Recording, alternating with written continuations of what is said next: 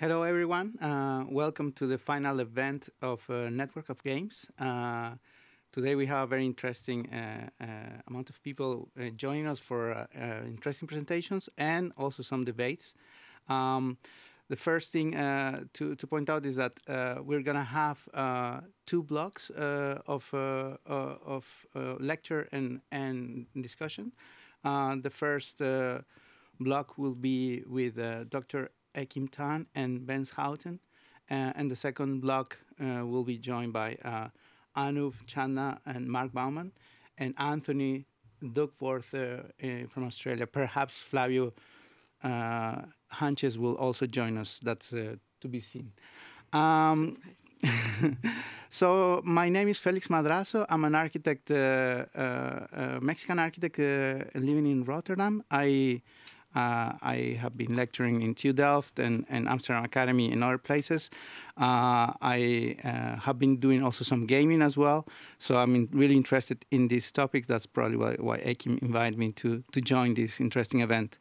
The first block, as I mentioned, will be Ekim and Ben.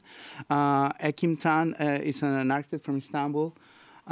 Based in Amsterdam, of course, and her passion on games and city planning led her to her PhD dissertation on gaming as a design method. She recently published a book, Play the City, which I have, and also her practice is called Play the City as well. Professor Ben Schouten, welcome. He's an emeritus professor at Eindhoven University of Technology. He is a founder of Master Design in Amsterdam, and mostly he focuses his work on play and design as a way to innovate socially and work with the citizens' empowerment. So this is the first part. Let's start with Ekim Tan with your presentation. Thank you, Felix. Thanks also for leading this discussion. We were looking for a moderator who could really understand the content and who could really make the connection between cities, games, and urban design. So we were really lucky to have you.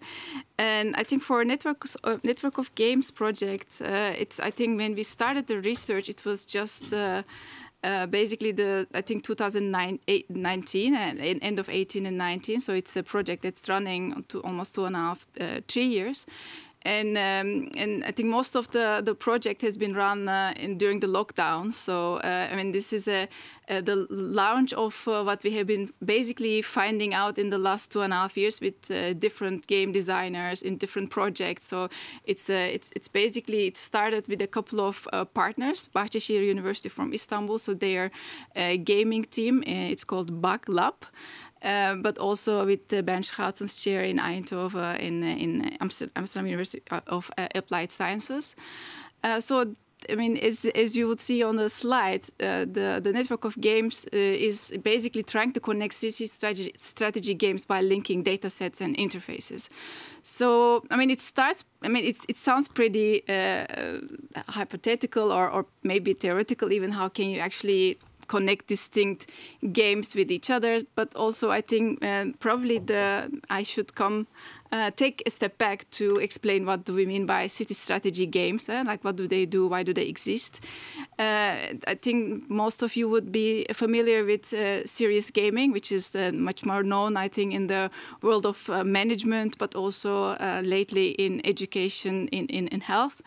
And what city gaming is trying to do is trying to ask, I mean, also basically in this sector, so the idea is to train to kind of learn for learning purposes. And what city gaming is trying to do is trying to basically translate serious games into the world of urban planning and city policy making, to see beyond training ourselves, beyond learning, can we actually really use these games to basically develop visions, implement plans and ideas.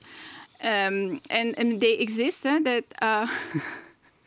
the city games I mean, I think also part of, as Felix was saying, is it's the PhD research that I have been doing in TU Delft 10 years ago. It led to a company called Play the City, and I think since 10 years, games, especially with the Dutch municipalities, have been pretty familiar that they can actually, at the moment, define their own city questions and also hire city game designers or urban designers to develop games for them. So I think they, in the last 10 years, they come to a level of maturity that also worldwide they're being picked up and they're being used. And I think we were thinking what could be the next step for these games. They are now, it's a niche sector, but it's growing. People are building their city games to support policymaking, to make designs, especially co-creation methodology.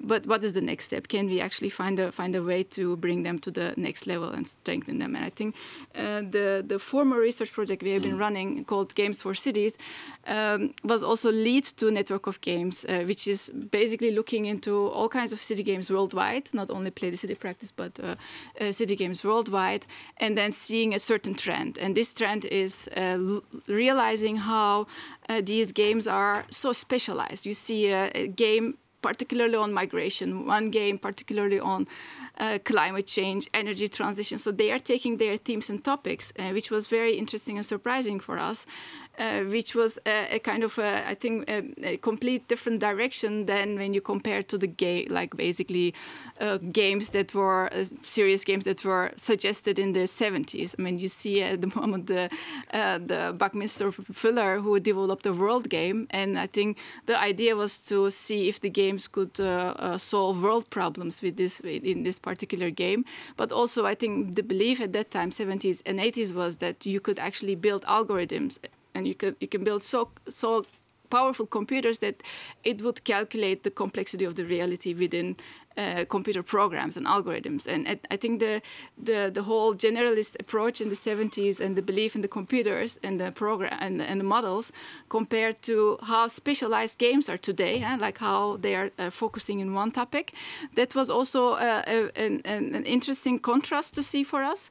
And also like looking at now what are the questions coming towards the urban planners and urban designers to see how the complexity of the questions and how the questions that are coming towards us are asking much more integral approach compared to very specialized approach. So I think that's also not only I mean, of course, we are looking with the lens of city games, but if you would today go to the city of Amsterdam and ask, hey, what are you working on as a planning department? What is your main questions? One of their main questions they would say is the departments that are like in I think in the last century has been formed with what they call the silo approach, looking at only, let's say, transport, or looking at energy, looking at public space design or like housing, and finding very difficult to cross these lines. Although today's questions are so complex, they are asking how these teams can actually, in an effective way,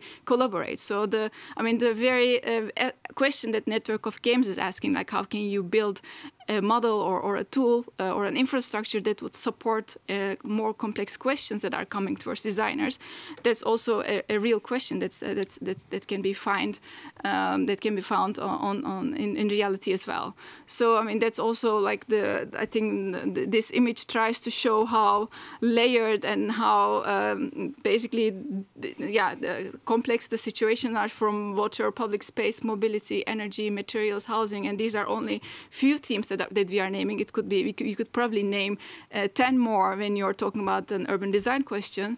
And it's not only themes and topics, but it's also crossing through the scales. So you could be looking in one-to-one scale and trying to address an urban design question, but it could be on the neighborhood scale, it could be on the street scale, or in the regional scale, 1 to 100,000 or further. So not only the themes are different, but also the scales are layered, and that's also asking attention of designers.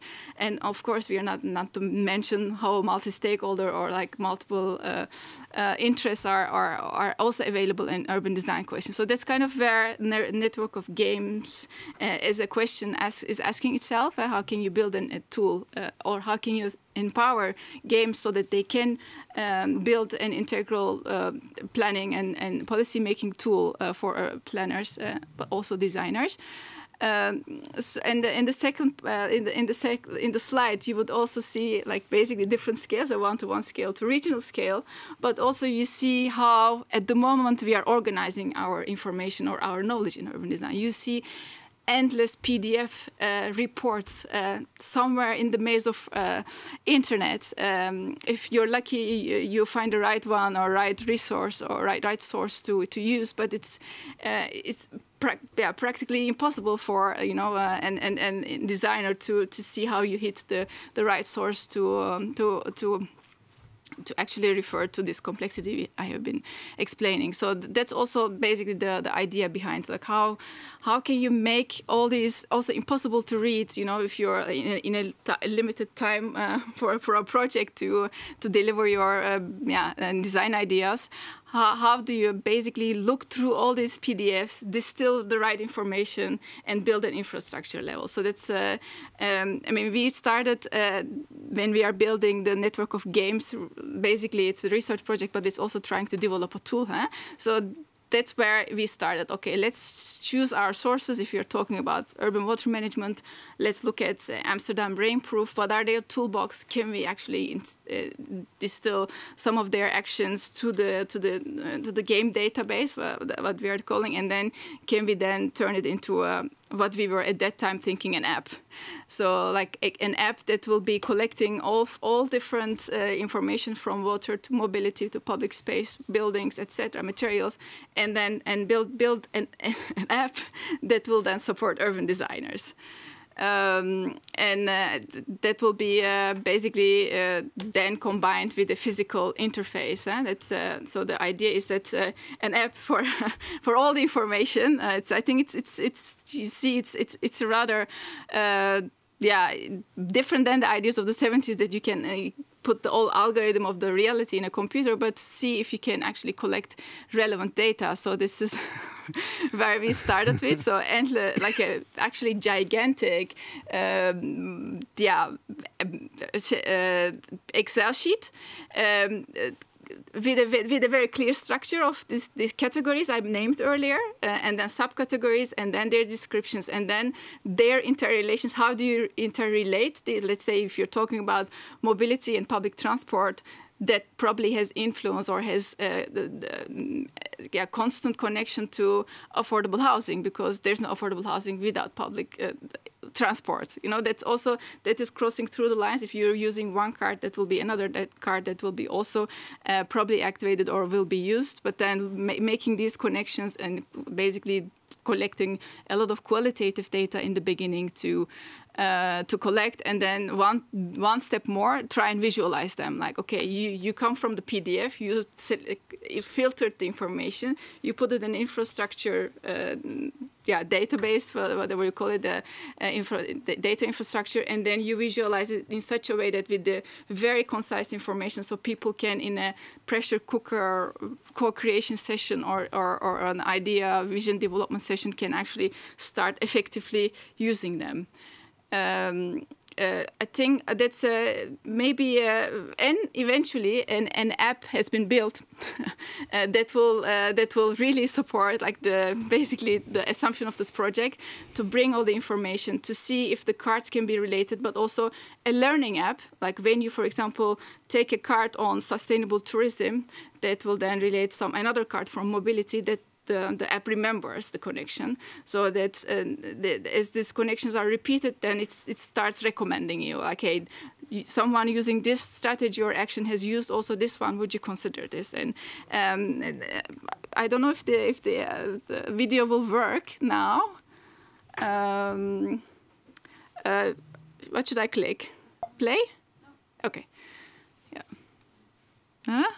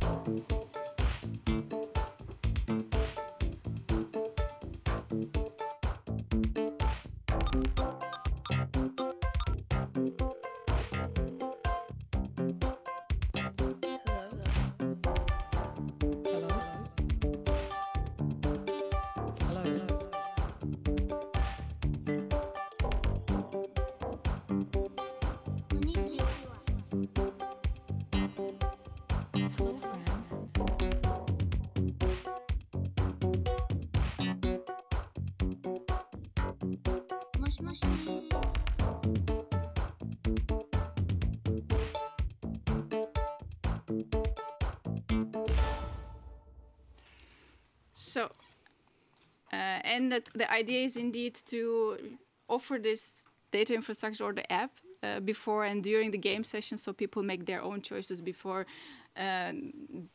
they start building or making physical compositions. So to be able to actually make the ideas about what sort of values, what sort of strategies, what sort of policies we find like relevant for this particular question, and how do you do it collectively, and then actually run it with a physical game. So combine it with a physical game session. So that's an example that we have built. The database for was a climate game, a klimaatspel for the city of Amsterdam, where basically also later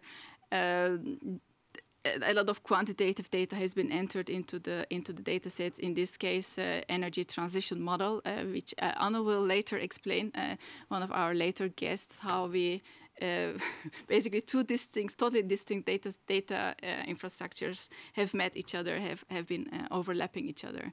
And if I have to now quickly summarize what's happening, that area development game that Felix City eventually has developed is joining another game, which is the climate game in this case, by adding more layers of information, but also adding a new interface, which is on top of the physical table interface, a tool, an application tool is entering. And so that's when at the moment that we have the app and we have the physical game, so we were really just running some tests for the klimaatspel, and then came another question where we could say, hey, we could invest from this project in the network of games development and basically test if this app that we developed can be actually working in other cases as well. And Play the Couple, I think it has been a really great test for our assumption about can you build an app that will combine all the data set infrastructure and can be used by game designers. So what you see in this game, like the brief, is that a lot of the climate game and the area development game data sets are relevant here because the city of Breda is developing or basically with the owner will be making a plan for the future, and then all the criteria or all the questions about climate adaptation, energy transition, and of course the physical questions about area development are there, but there are more. There is the building heritage question, but there is also one thing basically asked from the game, namely don't let the users just make their own compositions without understanding what the consequences of what they're doing is, namely finding a way to reflect in the game what are the plan costs. If you're developing a scenario, how much does your plan cost? So, and these are the two data sets when we were getting the brief we didn't have, like the network of games didn't have, but we started searching how can we expand it. So you have a layer of water, green, building, housing, etc. But you are also asked to develop a game set on heritage. Interesting thing to find out in this one is that if you have a clear data infrastructure, you can give it to an expert and they can develop it for you. So that was also a test to say, like, okay, we are not the ones who has to do the endless research. So there is a light that that you can actually give this data set infrastructure, the Excel sheet actually, to in this case to the experts of the city of Breda, and they can enter the range of policies that they think are from very conservative to very open-minded and like until really demolishing the building, the whole range of heritage policies that can be entered in the data set, and also find this was also an interesting search for us beyond the heritage. Can we find other data sets that will strengthen the network of games infrastructure? In this case, plan costs, and I will not go into the details of how this worked, but we have in the studio Mark Bouwman from Urban Reality who will explain exactly how the data sets of Play the City or network of game has overlapped with the costs with their own algorithm, and actually we found a way to in a more simple way what they do normally in few months, I guess, to do in a day 3 calculations for three scenarios. But I think that in that sense the experiment shows that the data sets also can be expanded beyond the network of games partners, but new partners can be found and can be used, can be added, expanded, and that's also I think the reason of basically making everything what we have so far open source, so there can be more moments to collaborate with game designers and urban designers together. And I think another thing that I have to explain here is that the test of our app, and this was like we were really lucky. So the COVID-19 came. There was a city consultation process that the network of games could support. We had an app, so that should be perfect. The app, however, there was two things about the app. One, and it didn't do user registration, so it needed more investment. So technically, it was difficult to make it open so people make their decisions and you can collect them. But the maybe more important one is that the narrative part, and then what the process is like in the city of Breda, how such a process will implement or integrate the ideas of the residents in this case, and what do they exactly mean, how they will be used in the process, but what is the background of this building, what sort of features can be expected. You cannot have this in this particular network of games. You have the technical stuff and you have all the information, but you need a narrative that will guide you, like what we normally do in a physical game with questions, that the game app didn't have. You can, of course, see if you can implement a chat booth or, I don't know, some other things to implement the chat. And I think that can be still done, or we are thinking of other ways to improve the app. But at that moment, we had the realization of, great, we had the app, great, we had all the cards visualized that can be part of an app, but we needed something more to implement basically the narrative, communicate the narrative of the city and their expectations from the building, but also collect the narrative of everyone else, the people who will be responding to this game, to express what their future expectations are. And this is when the type form came in. We all know Mentimeter, but basically in Mentimeter is it's a live conference support, and for designers not so interesting, but Typeform is super interesting in also applying your customized information, visual information. So this is when through the implementation of Typeform, we could actually, that Typeform implementation could not happen if we didn't have all the data sets and the visualizations. And that could then be all loaded to Typeform, which is a digital app that you could, platform that is implemented in this particular game. So what we see is, and the assumption was that we can build network of games through a data infrastructure.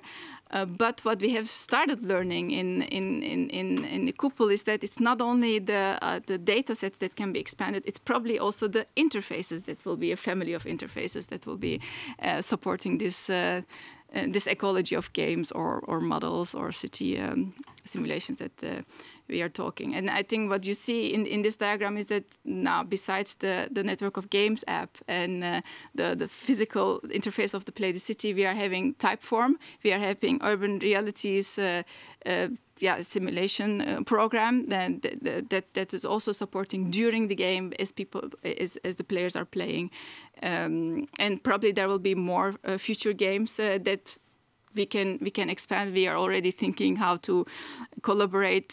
For example, Anthony will explain with health and well-being as a new data layer, but also food. This is infrastructure that's starting, and it can only be enhanced and developed. And maybe before I finish, a small promotion. So we got the news from our publisher, Yapsam Books, that our physical book is almost sold out. And there will be an e-book probably that's coming up. That will be also involving network of games, the last 3 years of exploration in the ebook included with more authors, hopefully. So maybe I should just leave it here. Yeah, great. Thank you very much, Akin, for your very interesting presentation. I would like to ask you something a bit personal. Like, so when exactly you actually thought that you really need a common data infrastructure? Like, When was that moment? Was it a kind of frustration moment, or like what was it? Yeah, I think that's a really good question, because I think the moment that the realization was that we are architects and urban designers, and the initial games we developed, they started with physical blocks. It was as simple as like foam blocks and moving them around to see what sort of plan composition you would get. That was also the simplicity of question we were dealing then. And then over the course of years, when you see that the questions that are coming towards designers, you would recognize also like it's not only about physical design of a neighborhood or housing project. It's also about how do you deal with climate. It's also about how do you deal with energy transition. So the complexity of questions really literally in the last 10 years coming towards us, and the way we have to deal with it is just changing, and you really realize that only with physical blocks you can go only this far, and you also want to collaborate with other disciplines, with other experts, and you still want to remain relevant as an urban designer. And it was not like, oh, I needed like a data infrastructure now, it's really urgent, but it was more like try and see how you can expand your scope as an urban designer, but also your communication ground with other disciplines. I think that's when actually when we realized it would be good to have something like that. Nice. Well, I mean, we will continue with this discussion later in the common discussion. I think now it would be good to give the floor to Professor Wens Schouten.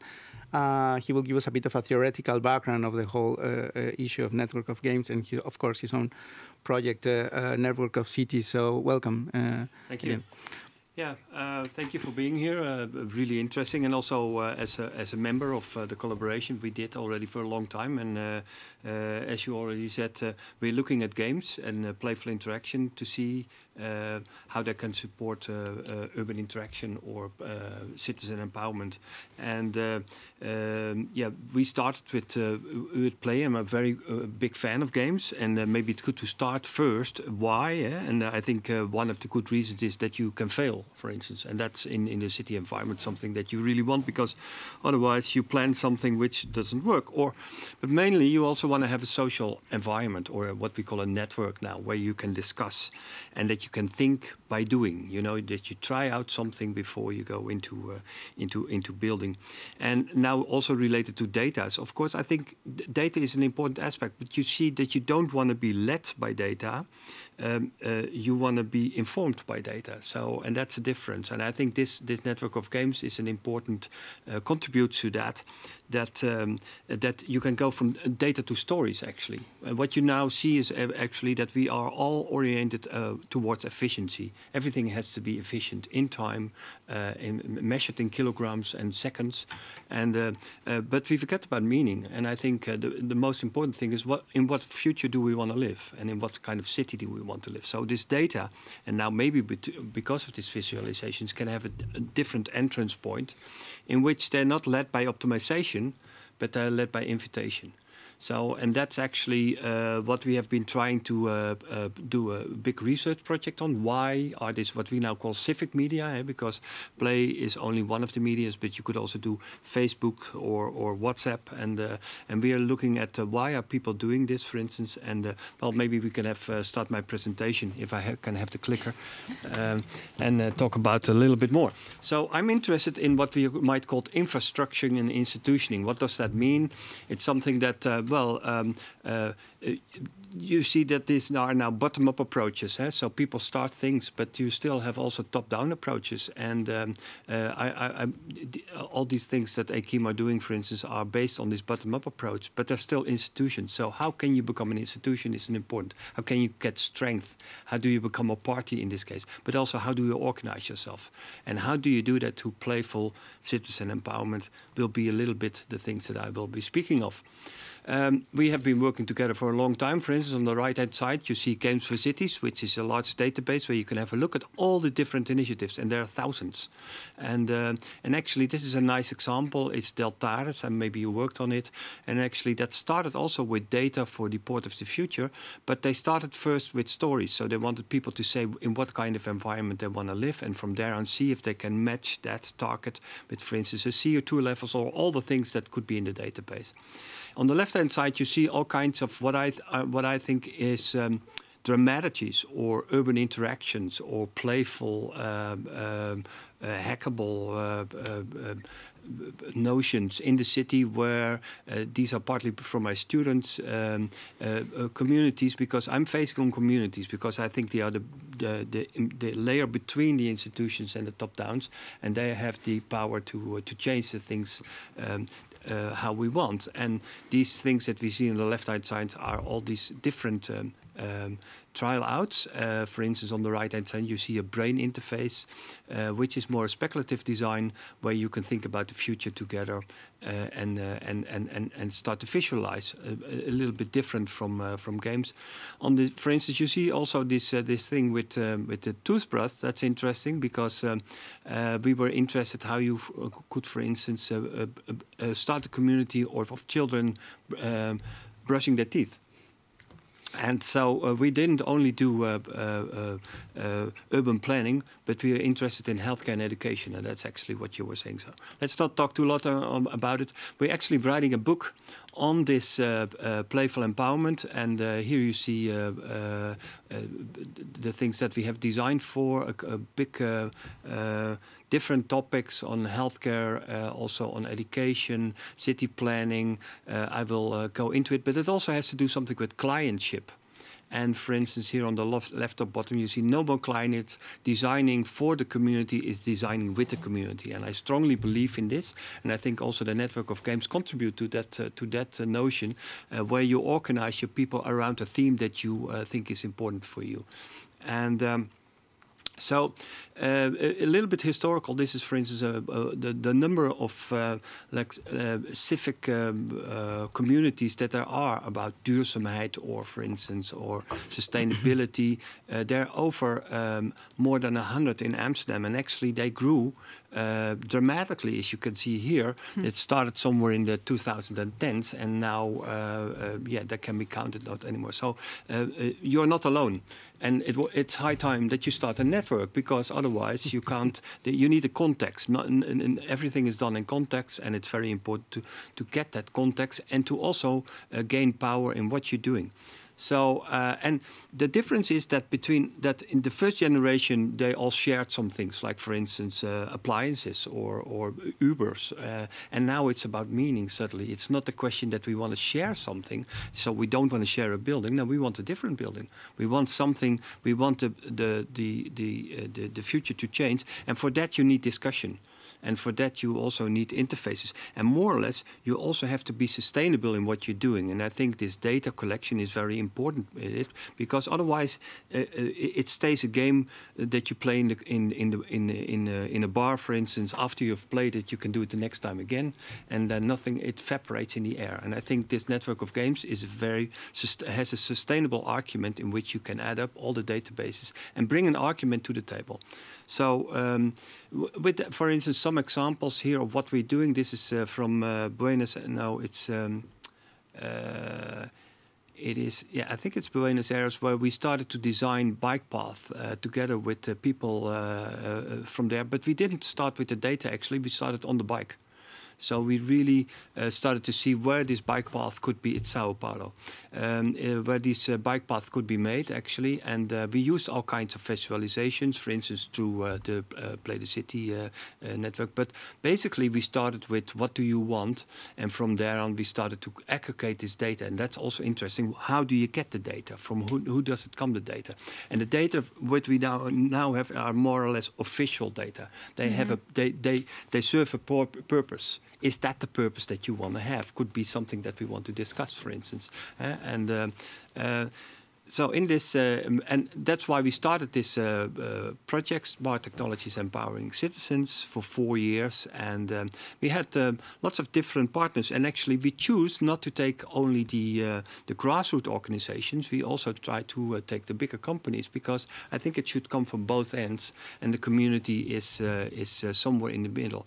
And if you think about Philips and KPN, they feel this responsibility, for instance, towards climate change also. And it's also their task to connect to the end user, and to make the consumer in what I like to call a prosumer, who has a voice in it.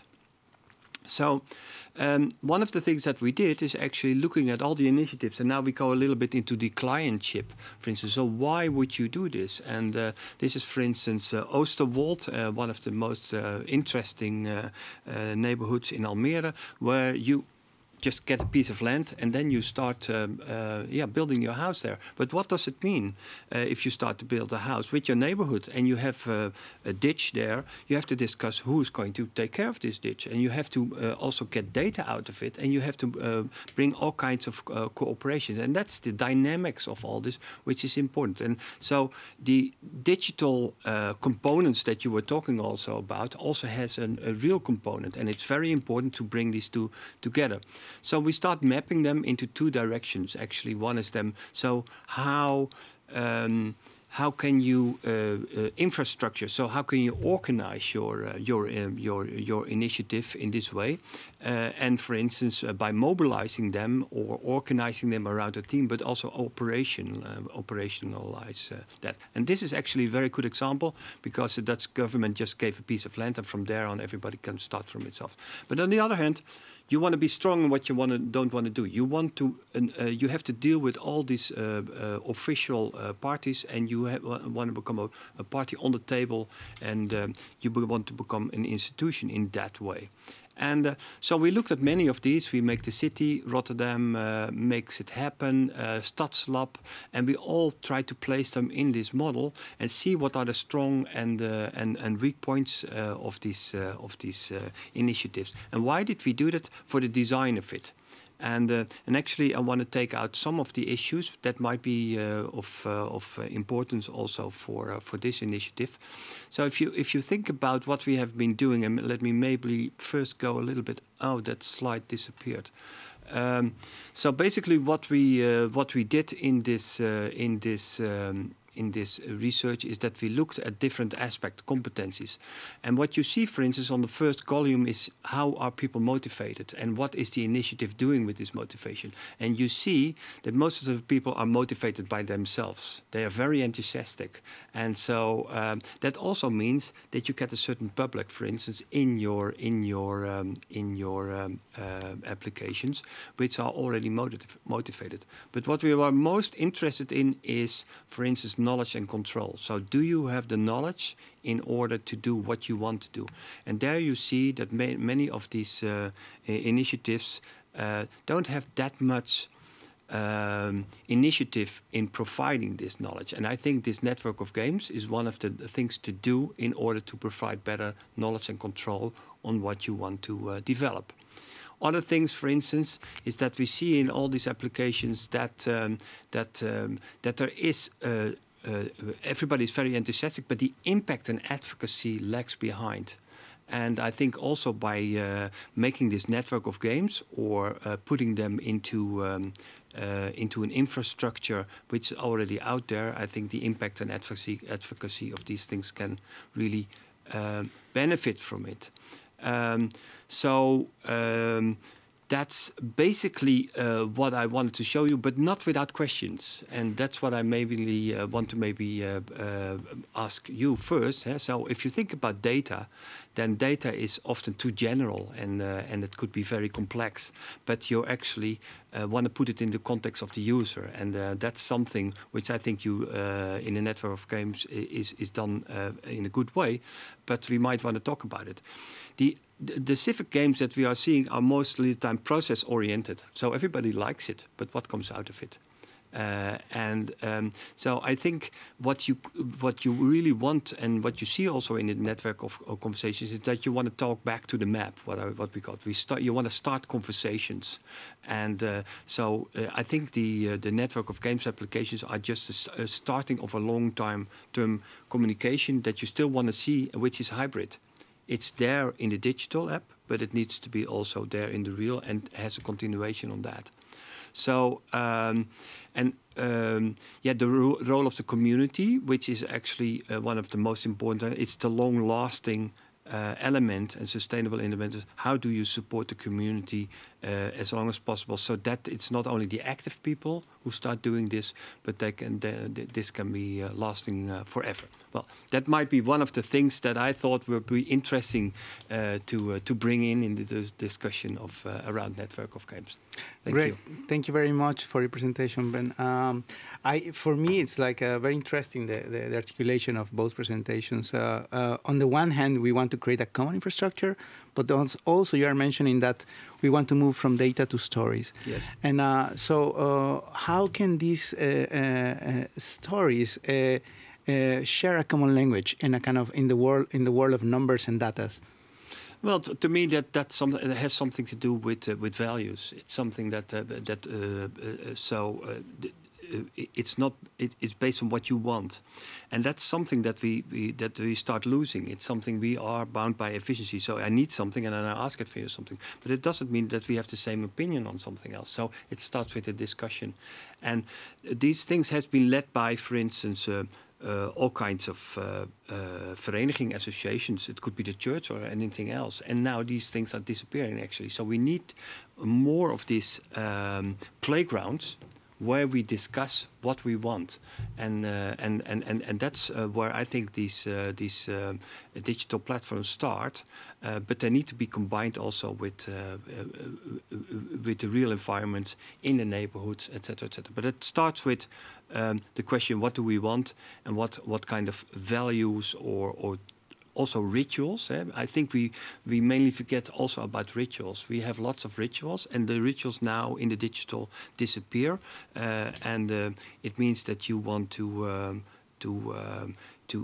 not only express your goal, but also how you want to talk with people and what you want to do in the neighborhood.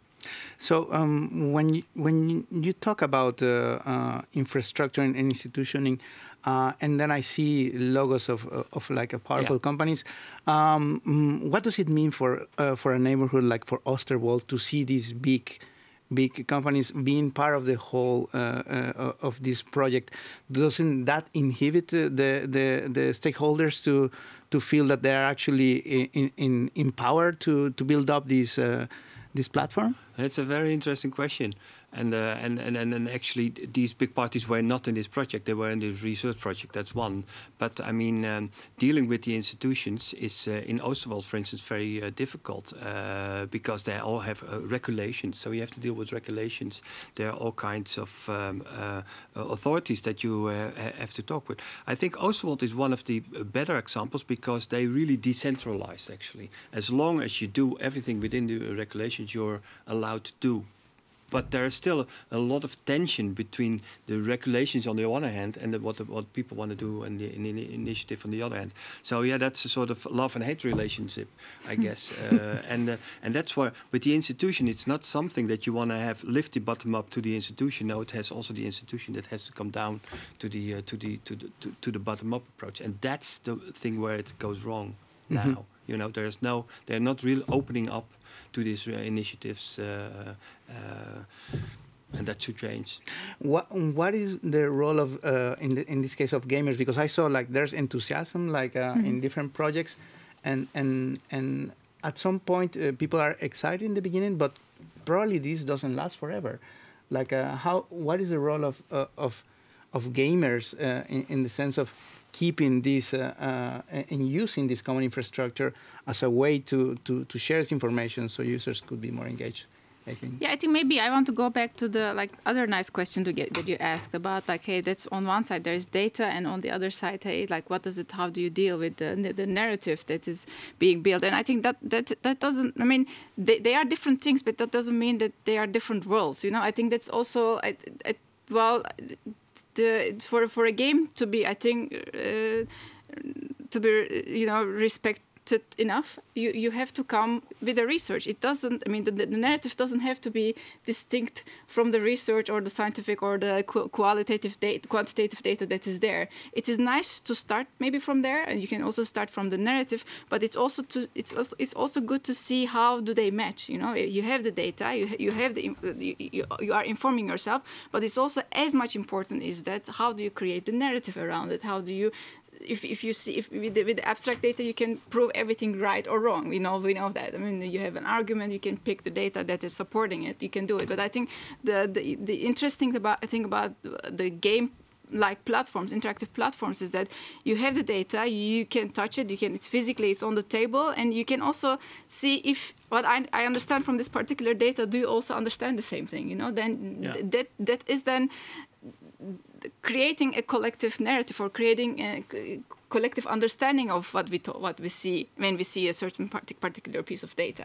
And I think, well, what the question about being very enthusiastic in the beginning or of the games, and what does it lead in reality, I see a very clear conflict or big problematic there. And it's not only a question of games, it's a question of any co-creative method that you will take in your hand. And I think that's also related to the way decision making is organized at the moment, in the political system we are part of. And you can organize endless co-creative sessions, but then final decision is made at the gemeenteraad. Like that is the final organ that will make the decision for you. Yeah. And I think I will say one thing, and then I'm finishing. Okay. And I think, of course, there are a lot of initiatives or attempts to change this or extend it. But I think one of the things that you can do is see how the interaction between the final decision-making organ that's eventually taking decisions and the parallel world we are kind of generating with all kinds of co-creation methods or processes that residents are involved and eventually very angry because they see not a real jump from what's happening in this world to this world where decisions are taking. The only way to bridge is also, I think, the basic crisis that we are in democracy, because you see there are two different worlds, and how do you actually bring them together? How do you make this one much more open to the discussions that are taking place here? So I really would like to see if the method can change this and can support this, but it's really not part of the problem of the method itself. It could be game, it could be any other co-creation method. It's about how do you design your decision-making mechanism, and how do you design the whole processes where these methods are being implemented and used again and again.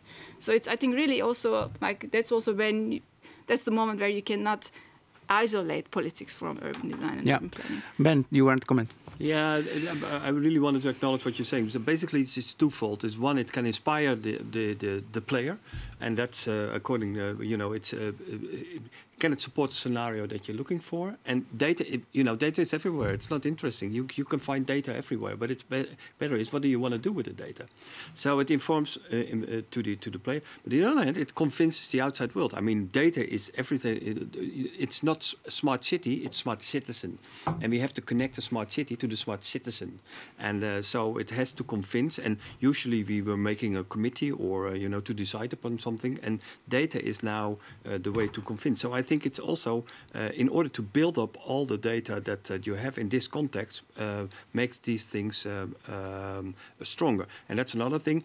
Games and play have one shortcoming, and that's that they stay inside their own circle, what they call the magic circle, and they have to be more actionable. They have to contribute. They have to come out of their, let's say, magic circle. And I think data can do that, because they put the data into context, and that's I think that's the idea of the that's the moment of relating to the real world. They have your own bubble, a game bubble, where you are failing and doing things and experimenting, making stories and narratives. But there is the real world which is running at certain facts and etc. This is like how you can relate. But what I have a kind of a problem, because when I see like this layering system and multi-scale systems, like I imagine that it will be quite hard for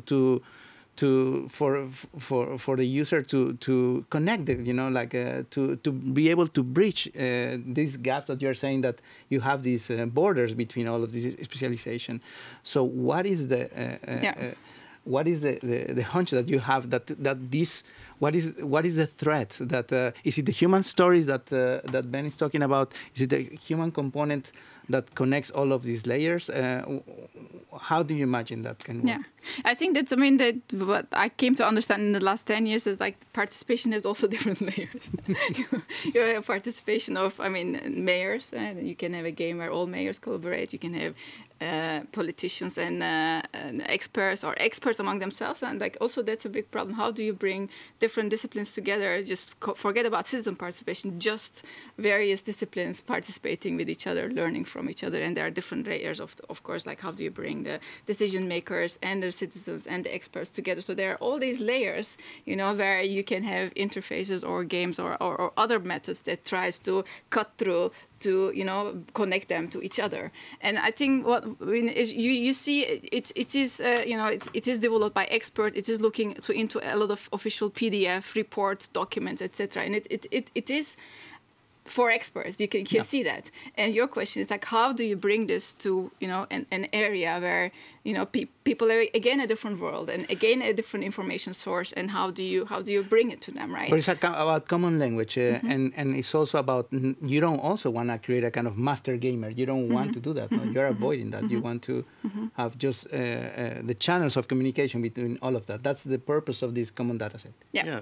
I mean, I think that's the best example, and at the moment, like one of the very concrete questions that we are facing is that we are implementing the klimaatspel that I just showed. We are implementing it to Bospolder, Tussendijken. So that's if you're Rotterdam, you know what sort of neighborhood I am talking about.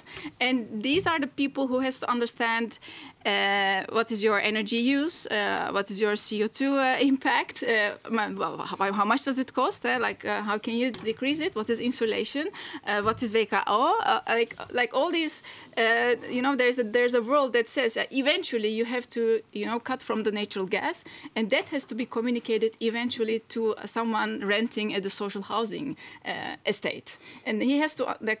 I think it is really important that, you know, the world and the jargon, etc., that's being created is arriving here, so he can make his choices. He can say, well, okay, I want to sit on the table to be able to tell whether I am, you know, I would like to use the, I don't know, heat network of the city, or I want to be part of a decentral cooperative of energy. So that's where, you know, where it really comes down to. And I think if you design the games in such a way that, you know, just don't throw the PDF on top of the citizen, but just visualize it, make it concrete, you know, and then don't expect the whole data set to be understood by them, but just choose the right relevant cards that will be relevant for this particular neighborhood.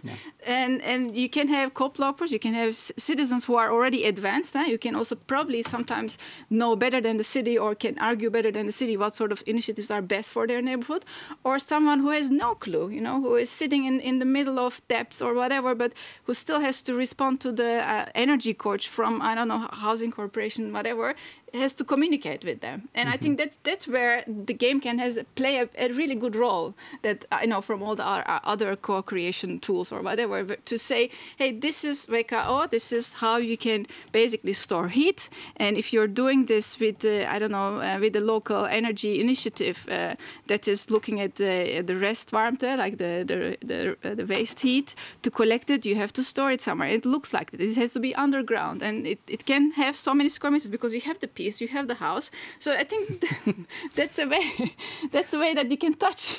But can you explain a bit, like for a kind of non-expert, like how these data and these models are connected?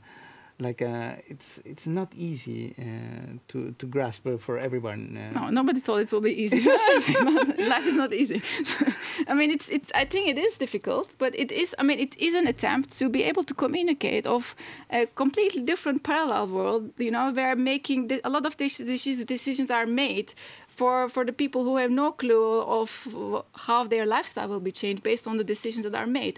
And this connection needs to be somehow made. And I think games are a good candidate by visualizing it, by letting experts interact with the non-experts, by having a debate areas which are visual and 3D, and you can recognize. Maybe it's good to give an example. If you think about placement of windmills, or if you think about climate, then you immediately also want to do this in the context of urban planning or citizen development. So if you are able to immediately take these two perspectives into account, and to see what you want to have on the higher, on one hand, on the higher ground of climate, on the other hand, of what you can do in the neighborhood itself by building its new,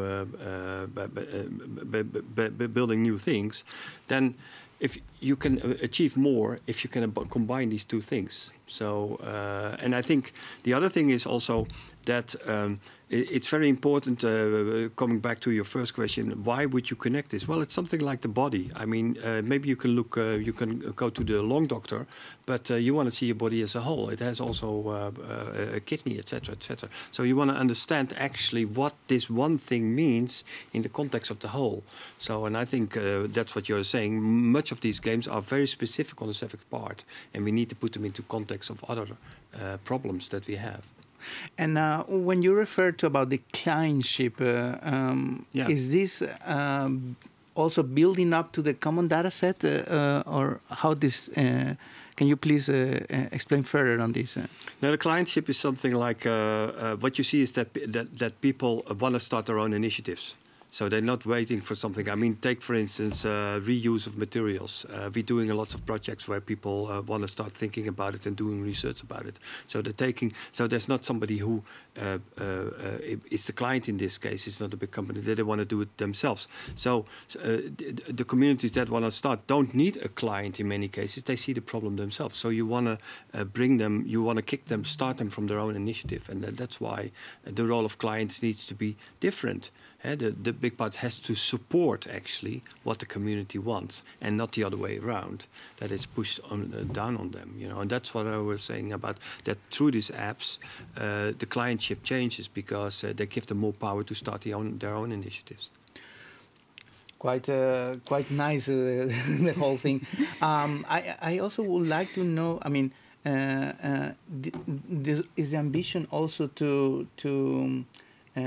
make this common infrastructure to kind of have a thermometer, like that the results of the different games could be inspiring other people, or also for policymakers to see what's going on if the games have a kind of cycle or they repeat themselves, that they could become a kind of a way to understand how society is evolving, because that's also one of the things that every time there's a kind of new game design, etc., we kind of forget what happened 3-4 years ago. Like, do you also aspire to build up this kind of time frame into this data set?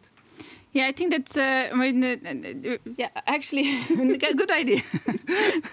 I mean, I think that indeed the idea behind making all the data that we collected so far open, make it open source, is also that, and to see how more games can be communicating with each other or can be relating to each other, because every time you get a local question, you see there are some priorities that needs to be made for that particular question, and then it's a modular system. You can choose some data from energy layer and then mobility layer, and you can combine and reuse.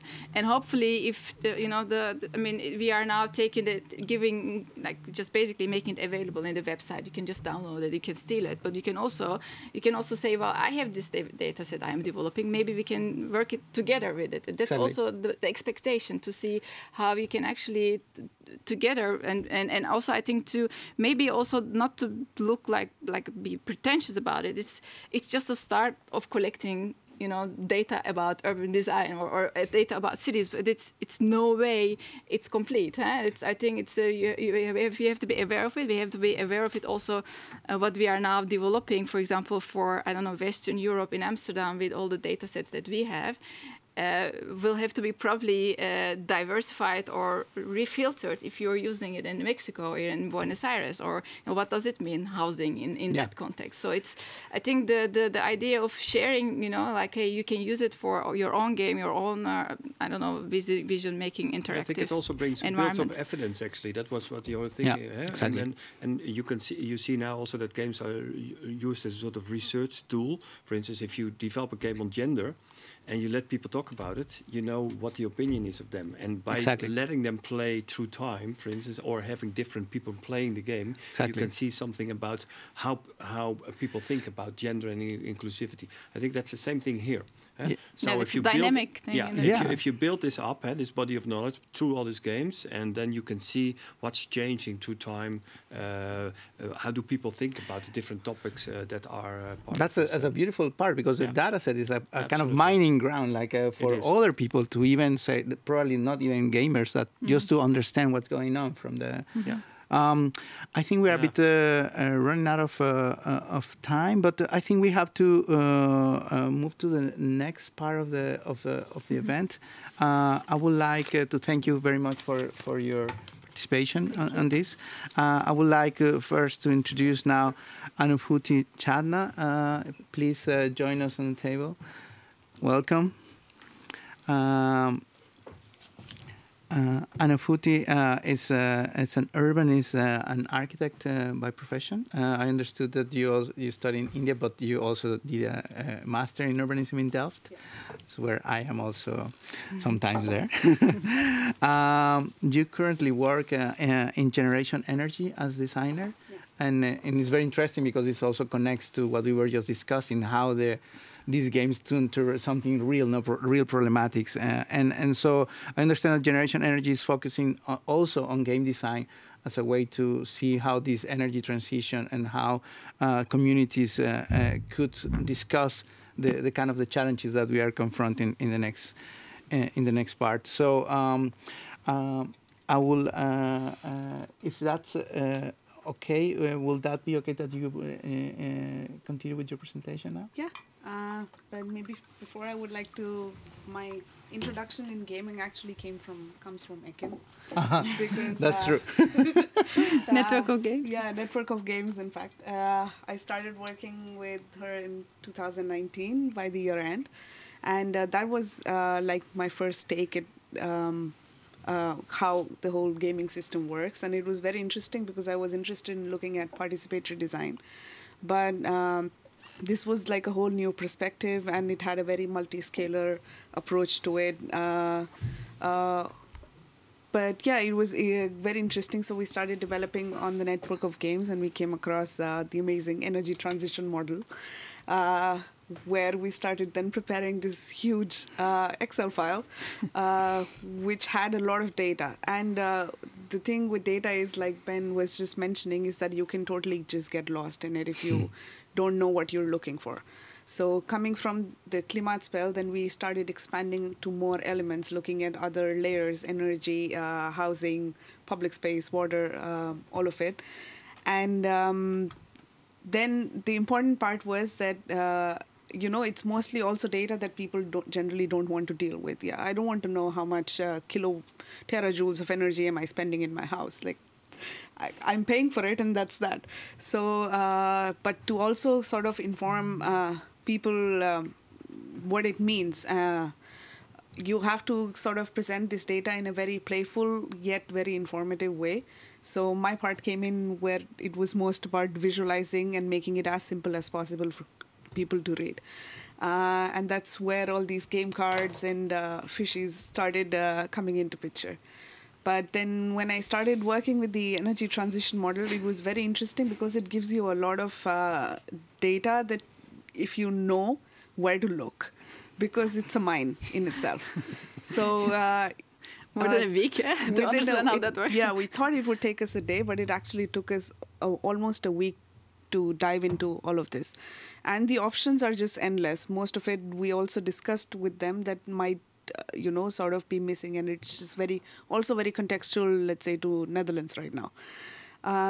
But it gives you an existing situation, and it knows that, okay, this is where the government or the vision is headed, and things are going to change. It's going to get probably more electric. We're going to get rid of gas. How is that going to impact?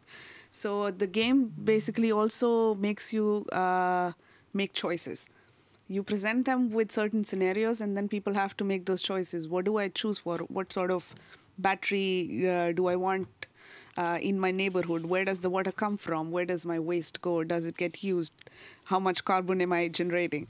So, for example, with this existing situation, you see that in Amsterdam, they're currently using a combi boiler, and it gives us a lot of CO2.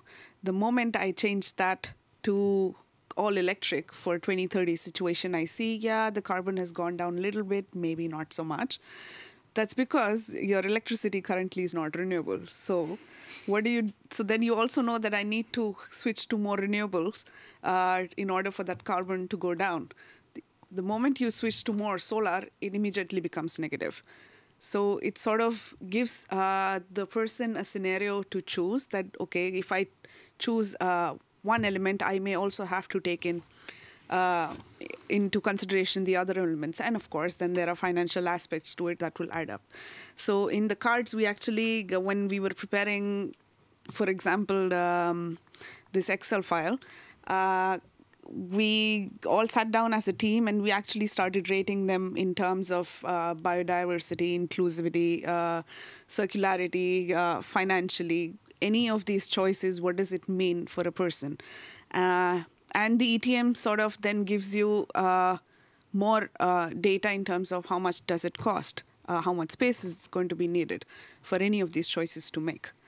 So it was, one very interesting process to go through this. Although I did very briefly work on this, just before the pandemic is when I switched and I started working with generation energy.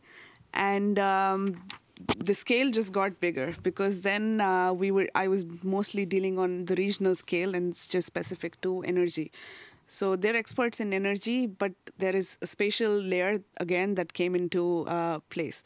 And with the games, what happens is that you overlap the data with the spatial data. It's just not about how much terajoules does any region or the regional energy strategies want to propose, but what does it mean in terms of where your windmill is going to come? Probably not in my backyard. Or, if you put all solar in the ground, where's the agriculture that's going to happen? So GE does this, they've done for over almost 150 games so far, and 100 of them have just been in North Holland itself. So they use this as a tool to basically make those choices and scenarios with the municipalities, the Bivon people, citizens, but also with the people on top. So it's both top down and bottom up at the same time. And it basically gives them an idea of using it in the first phase of developing the regional energy strategies for this region. So earlier, of course, these games used to be on table with the people themselves. Then everything sort of switched online. But it's interesting, for example, like you give them a map and people know where my house is and everything. And they say, yeah, maybe there is an agenda that you need to produce so much electricity. How are you going to do it is you can choose whether it's going to be solar or wind or anything else. Now, where are you going to place it within your own region? People make choices. Yeah, maybe this land is empty. I can place it there, looking at some choices. And then the moment you overlap them with the restrictions that the region poses, whether it's to do with landscape, heritage, water, subsidence, all of those things, you realize that you actually don't have a lot of space. So then they have to make a choice as to, okay, maybe I cannot produce as much as I expected, but there is some space where I can look for into. And then we recently, now this was mostly to deal with electricity, and we recently, just last year, developed a heat game, because that's, again, a conversation which is starting to turn up. And this went a bit more on the lower scale, but it, again, is a similar approach to what Klimatspel does, is that it has those cards and it gives you, okay, this much, if you need to have like a low temperature heating in your neighborhood, you probably need a very high insulated house. So this is what your insulation you need for, maybe if you want to tap into geothermal, is it available in your region? So the municipalities play this game, but they can also combine with other municipalities, because sources like a geothermal or hydrogen is going to be shared. It's not a one person's job. But yeah, that's the interesting thing about data, is that it depends. It basically gives you the choices that you need to make. And the idea is to make it as simple as possible for anyone to basically play with it and not be intimidated by, oh my God, that's a lot of text that I don't want to read. So, yeah. Thank you very much, Anu, for the very suggestive presentation. I immediately I think of two scales, no? Like the citizen, like doing small calculations, like how can I improve? Yeah. And then municipalities actually saying, actually, to do it, we need to do that. Yes. So you're talking of two targets, two goals, perhaps two data sets. How can you actually network them? It's actually not two scales. It also goes on a national scale then. Yeah, exactly. So it's even, or probably European. And also European as well. So for example, if you say I'm going to go all biogas, then you know you need to import biomass from somewhere. But could that be a way that the municipality could read, again, as we were talking about as a thermometer, that the municipality could read from the citizens, like what are they willing to do? Yes. They do. And what kind of, I mean, maybe I can jump in because, I mean, your game is on a regional scale, Klimaatspel is on a neighborhood scale. Yeah. So that, I mean, the question I would ask, like, hey, can you see the two games connecting? Because, I mean, let's say if you would say Jorge over Flekke, I'm just taking as an example. On the regional scale, you played it and some choices have been made, but then you go to the one layer, a village in Jorge over Flekke. I think it would be much enlightening for the people who are playing on that neighborhood level to understand what's happening on the regional level, because I think that gives them, okay, what are the options, what are, where we can choose or where we can divert from official choices that are made on the regional level, for example. Agreed. It does happen, and that's something that's going to happen, let's say, for the coming RES 2.0, 3.0 as we go on until 2030.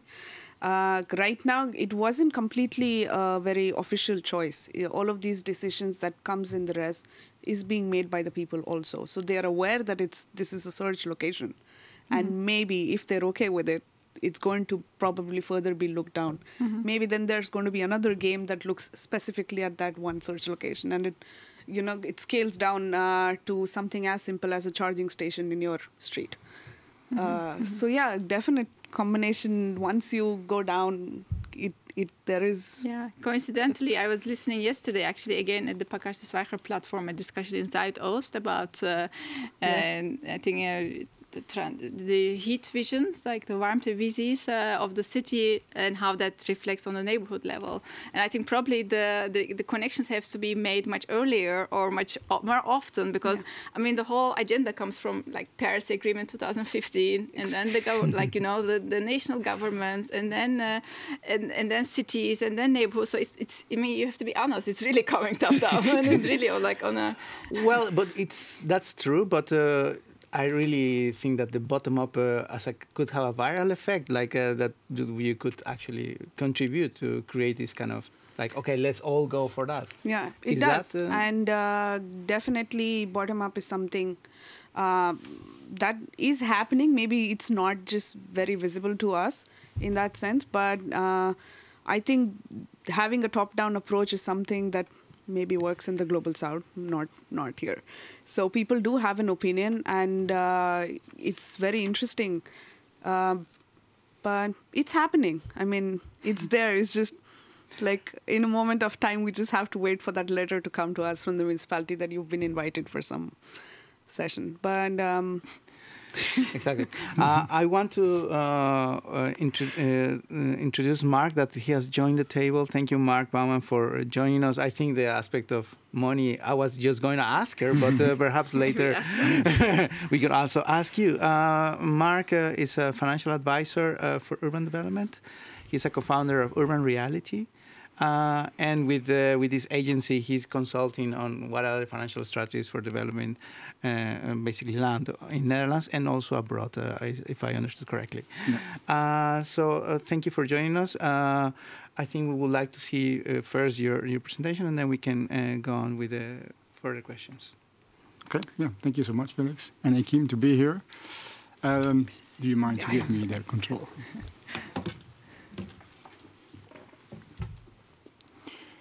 Yes, let's explain a little bit of what I do, because we've all been talking about urban planning and urban design.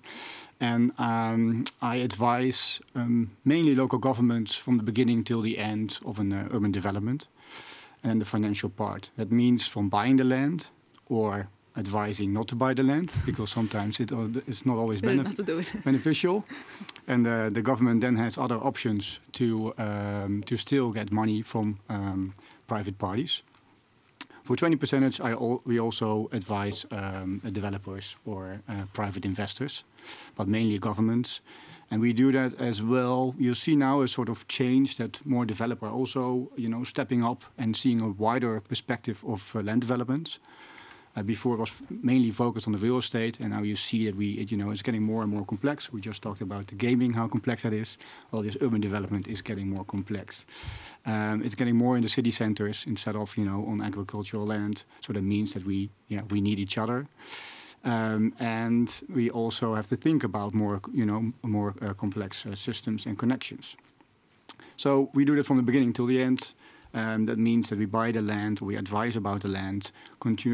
Throughout that process, we advise what is a financial good decision or how can we optimize the projects.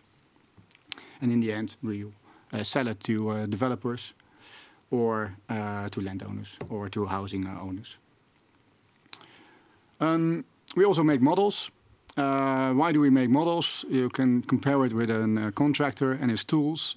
We also need tools, and models help us to go through the process more efficient, and so also have a better presentation of the outcome of our finance calculations.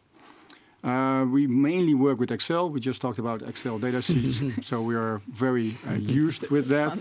We like to be in Excel. We are, it just helps us to be flexible, but also helps us to present it in a nice way. And Excel is really developing that as well. And this is a presentation in Power BI. You can really connect Excel with Power BI, and then you can, we're talking about how can you make it more simple? How can you make it an easier way to present it? Power BI is one of those things you can do.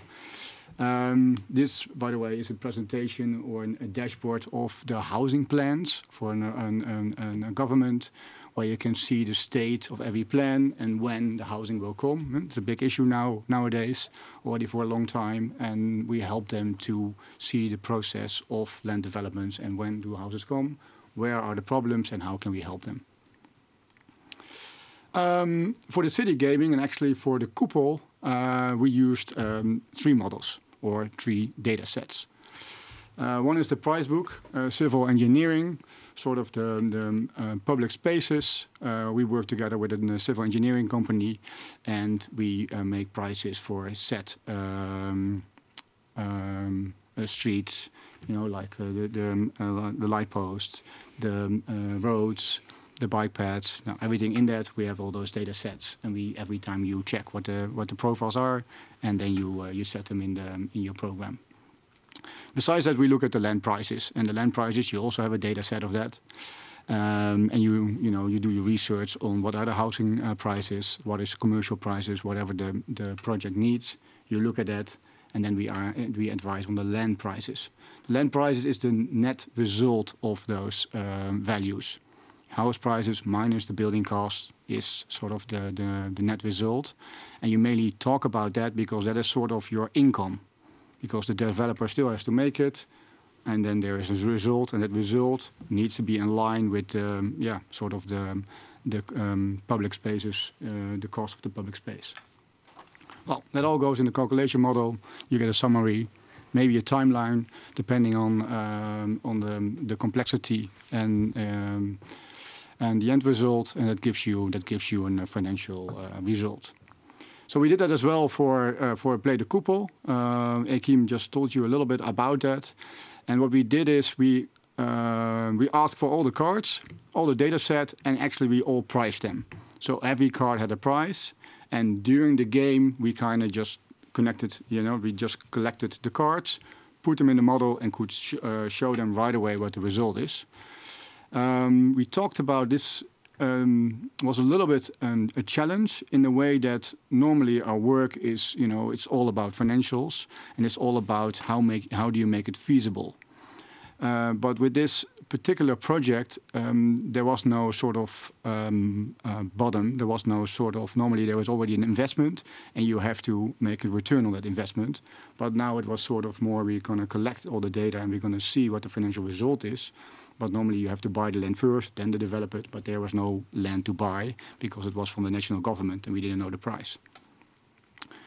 So with that, we kind of scored each element of the project. There were 3 elements in it: the koepel, the labyrinth, and the garden. And the koepel is the old prison. The labyrinth is sort of the facility buildings, and the garden, that says enough. That's the green part in the middle. And you kind of could see how you could score on it. We did it with stars to just give them a feeling of all the players, to see like, hey, how do we score? How can we compare that through each session? Some gardens, scored more than others. What is the program in it? And this was actually a really simple way. We could give feedback right away after the game. Hey, this is what you did. This is the outcome. And then you can discuss if this is, if this is what you want. In further games, you can actually even, really say like, hey, this is the minimum we need. Or you can ask to optimize it. And what does that mean? It means maybe more commercial real estate in it. But yeah, that doesn't make it nicer, or that has other effects. So in the end, you then have an overview and you get a score, and then you can debate from different kind of teams, from the whole different kind of sessions, like, hey, what does this financially? So that was a very quick presentation of how we kind of did it with the koepel, and a little bit of how we work. Mm-hmm. Does that say enough about financials? It says a lot, but. One of the first things that comes to my mind is like, when, as a citizen, how much do we have this financial instinct? I mean, I can understand, like, as a business, that business or like municipality, they have a kind of financial department. But when you're doing it as a kind of bottom up, mm-hmm. How do citizens react to these financial consequences of what their decisions? Yeah, I think actually I think we mainly talk about design, and we don't talk about financials. And we think we do that because we think it's complex, we don't like it. But I think everybody looks, almost every day at Funda, and everybody knows what the price of a house is. And everybody can't get a price, and they're busy with their mortgages. And so then they have actually a good understanding of financials. And you don't have to go in depth to just show, like, what do you need, and and how to reach that sort of result. How can we make more money or less money? What elements cost money, and what elements gain money, and how can we connect that? And I think actually we should do it more. And I don't think that the players, I think they actually need it, because then they know, like, oh, I now know it is, it works, it's feasible. So hey, we can continue with this. Yeah, but you also are dealing not only with the prices of house, but you're talking of land development, you're talking of infrastructure. Like, is this information relevant for the citizens, or is this not? I don't think so directly. I do think the outcome is relevant for them, and that they understand that if they put a bridge in, it's more expensive. If everything has to go over it, roads, cars, trucks, and if you just put a bridge for pedestrians. If you make a city with all cars in the center or cars outside, and you have mobility hubs, you can sort of show the data and the cost and the effect of that, and how maybe the prices go up. And you can debate that if you put all the cars outside the city and you work with mobility hubs, are the prices going to go up of that real estate or down? Mm-hmm. Those are interesting discussions, and maybe then if it goes up, let's say 1%, and we can show them that 1% is, I don't know, 10 million. Then 10 million, can we then sponsor those mobility hubs? This is interesting to talk about, and I think on that level they understand it, and we can show that. Yeah. And these models are somehow custom made according to the location, or how? Can you explain a bit on that? Yeah, if you look at the sort of the civil engineering prices, then most of it is sort of the same. But then you have project-specific things you have to take in account, like the land. Like, is the land strong enough or not?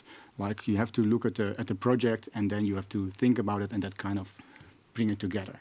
But quite quickly we can estimate the costs. The value is sort of the same, yet you have quickly data sets of the housing prices. You have quickly data sets of all the rents, so you can also have a quick estimate of the value of. But also they differ per region, right? Like provinces, yes, and in the provinces there are also sub regions that have different price ranges. Yeah. function or land. Yeah, but you know, there everything is record now. So we know the transactions of all those houses. We know the transactions of a lot of real estate. So we can go zoom into that project. We can get the data, and then we can analyze what we wanted. Does it match with the data? Yeah. We're going to have smaller houses. Is it a different concept? And then we can combine it and quickly actually get the financial analysis. Yeah. But you're talking of money, and when you're talking about money, comes the issue of secrecy. But for businesses, like how does it? Why to collaborate in this? If you're a business, what is the benefit? You know, like why will you share? Because exactly. I think it's real estate has always been, let's say, sort of dodgy.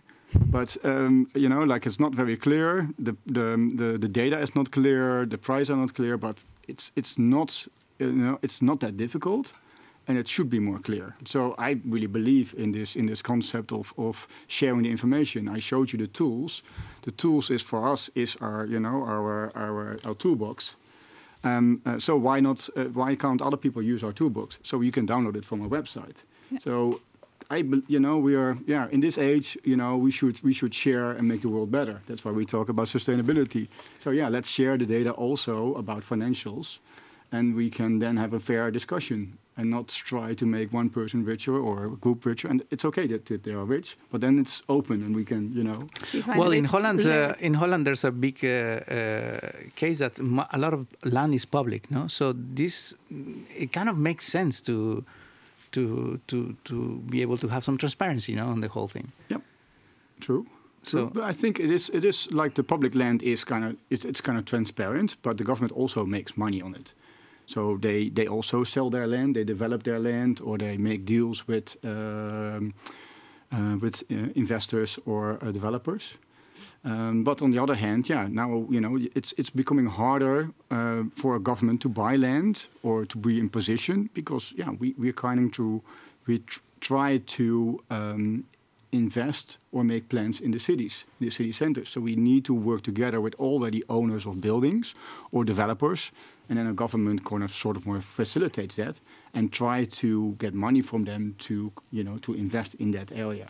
Mm-hmm. So it's kind of the game changes. Yeah. Maybe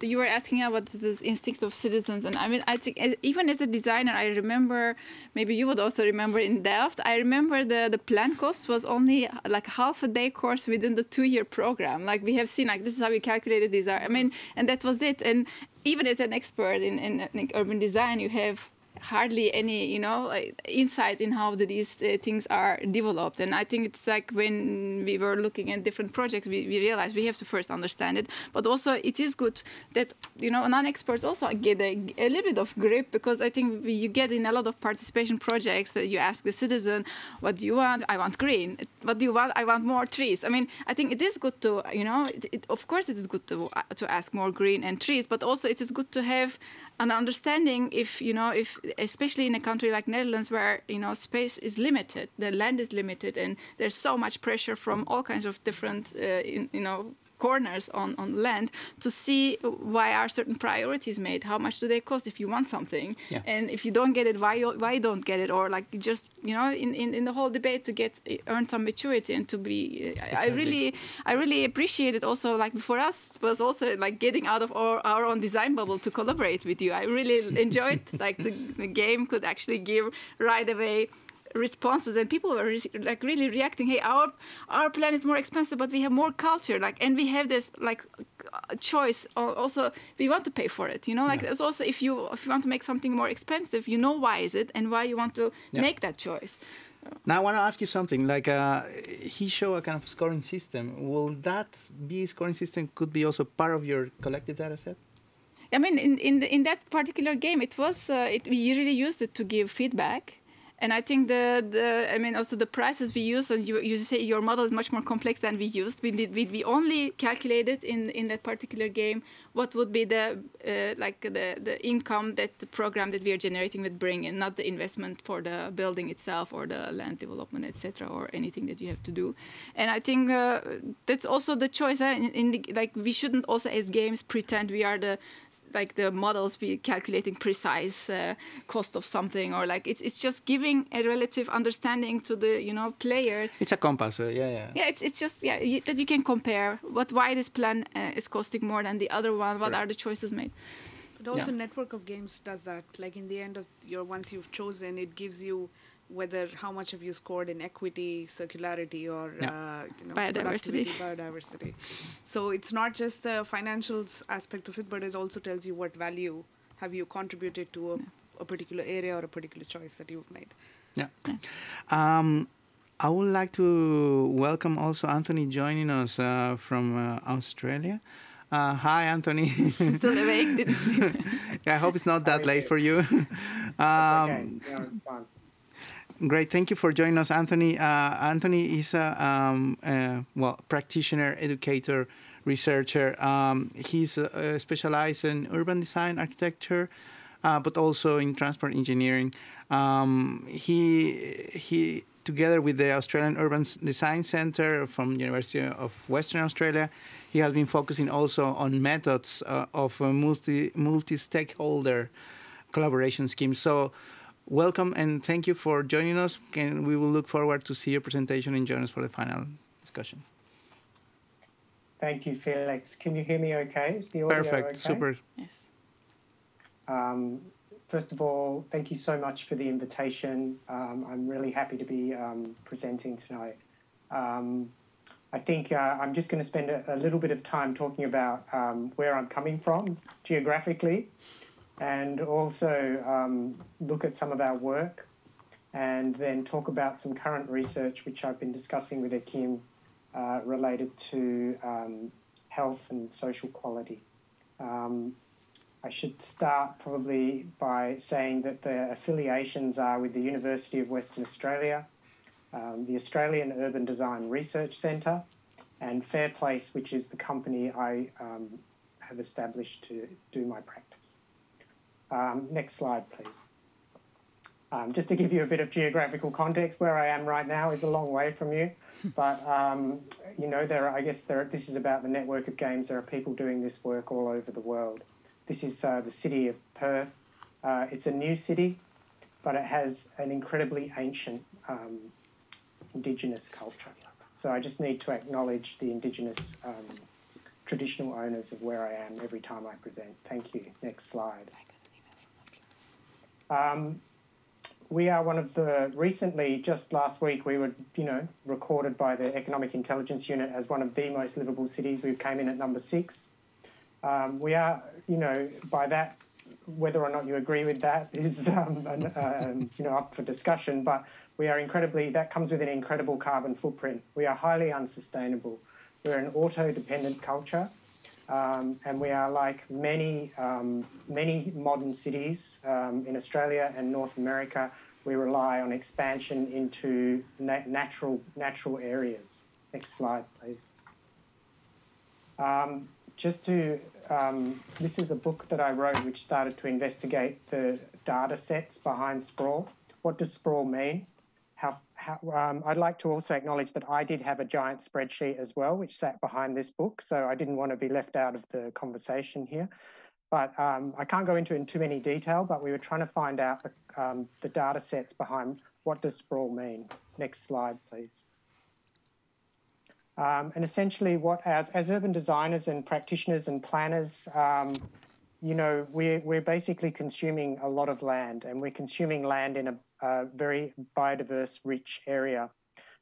Cities like Los Angeles are exactly the same. We have the same conditions, we're just a little bit smaller than them. So we sort of have to come back into the city, as I think Ben was talking about, that idea that we have to get closer. Next slide, please. So one of the big challenges we've got in terms of being able to reverse this pattern of development, which is really runaway, in many cities, including our own, is to get involved in collaborative decision making. And that's what we believe, getting back to some of the earlier conversations, which were about citizen empowerment and trying to find out how people may want to live in the future if they have to reverse this pattern of settlement. If we can move to the next slide, please. So I just wanted to talk a little bit about how we go about making that process, because I know we talk a lot about games, but we're not specifically making games. We're using game dynamics in a lot of things that we do, but we don't actually make games. They're like open-ended interactive processes. And we work a lot in the community space. We work a lot with citizen groups and I guess the bottom-up kind of components. And we really focus on these ideas of opening up process, democratizing power in decision-making, and also being able to include people who are not normally included, who are excluded from traditional forms of decision-making. This is probably in some ways nothing new in the Netherlands, but we're operating in a very different culture here, and we have something, we have to really shift the way decisions are made. In terms of our methods, I'm a designer. I design a lot of these interactive processes, and I'll show you a couple of those in a moment. But we certainly use a lot of play. We invite people into the discussion through play. We have to be a little bit careful about talking about games. People don't want to trivialize. They think sometimes when you talk about games, you're trivializing a very serious discussion for people. So we tend to talk about being interactive and tactile and open-ended and explorative. These are the kinds of terms that we like to use. Our design is really important of our props, as no doubt Akim would know, but it's physical work. We use game dynamics, and one of the most important things, which we often don't talk about, is this period of collective reflection, which happens after after we've finished the process. Like, that is where a lot of the kind of social value of this process is determined. So I always like to just emphasize that. Next slide, please. And I guess what are the outcomes? Sometimes the outcomes are nothing to do with urban planning, which is like sort of slightly disappointing for us sometimes as, you know, architects and urban designers. But there are often strong social outcomes, and we might just discover something we've never thought of before. We might get people to actually start agreeing and making a decision. But we talked a little bit before about this idea of capacity building and, you know, getting the community more educated so that not only in this project that we're working in, but for the subsequent projects, they have a level of understanding of the processes, the decisions, how decisions are made. So I think sometimes we don't really focus on the plans and the outcomes, but we focus on those social gains that we make. And also that idea that if people feel compelled to be involved in a decision, then they are custodians of that outcome. They take care of what comes out of it. These are the things we've started to notice. Next slide, please. I'll have to move a bit quicker, I think, because of the time. So look, just quickly, I can't go into the game details, but let's just say we started with the suburb. That's where we started with our interactive work and our kind of, you know, the tactile models that we were making, and how do we transition the suburb? Next slide, please. Then we moved into the city. We moved into higher density sort of scenarios and collective kind of property arrangements. Next slide, please. Then we took it to the streets. We got out in the streets and we started into public space. And that's when things became even more interesting, I guess, from a decision-making process. Next slide, please. And we've also tackled urban regions, working in Africa in a city in the north of Uganda, looking at rapidly developing cities and getting local stories and narratives into decision-making. Next slide, please. So I just wanted to, that was quite quick, I understand. There's a lot of work there. There's about 6 years of work, but I just wanted to talk a little bit about maybe where our data is heading. We're really fortunate now to be working with population health researchers in our research centre. So we formed quite a strong kind of research arrangement. They're not designers, they're scientists, and we are now sort of doing this kind of cross-disciplinary study, which is looking at what are the determinants, the spatial determinants of health and well-being outcomes in different urban environments. Now, you have to imagine that this couldn't have come at a better time in terms of history, in terms of a partnership around this sort of thinking. So I would like to acknowledge the lead researchers in the health area who I work with. I'm certainly not in that area, but I contribute to the design aspects of this. And I thought in terms of maybe with the network of games, there's opportunity to start thinking about health, well-being and social quality as kind of outcome measures or things that we could be focusing on in the urban environment. Next slide, please. So we're trying to sort of translate that through these processes of making models, then translating those into urban performance. I don't do the urban performance and the analytics, but you sort of make the physical model, we translate it into a GIS kind of platform, and then we have a number of outcome measures. Some of them you'll be happy to know are financial, related to return on investment and things like that, but some of them are related to health and well-being as well. So that's a kind of area where we're trying to translate the analog into the digital during a workshop where people can get real-time feedback of their design and their approach. Next slide, please.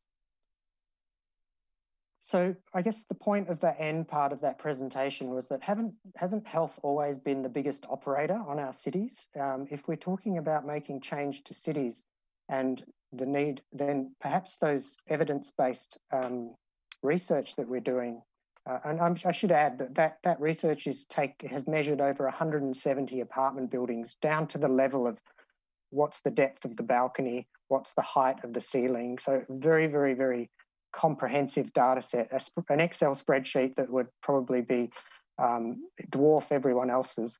But I guess that point of health and the impact that can have on the city, and I think that's where we're heading with perhaps thinking about how we can operationalize some of this work.